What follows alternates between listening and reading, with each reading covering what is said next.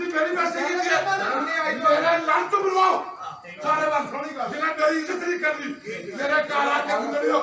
ਮੈਂ 24 ਸਾਲ ਤੇ 24 ਸਾਲ ਦਾ ਜਿਵੇਂ ਜਾਣਦਾ ਤੁਸੀਂ ਮੇਰੀ ਇੱਜ਼ਤ ਆ ਕੀਤੀ ਹੈ ਪਹਾੜੋਂ ਦੀ ਯਾਰ ਪਾਣ ਤੇਰਾ ਗੱਲ ਖਰਾਬ ਬੜਾ ਵਾਂਚਾ ਦੇ ਗੱਲ ਕਰ ਕਿਤੇ ਗੱਲ ਮੇਰੇ ਘਰ और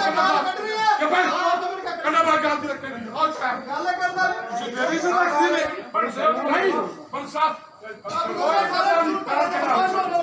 मेरी शराफत और जो करे सही मेरी शराफत एंड का पता था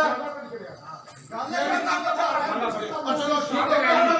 चलो याद चुके बोल रहा कोई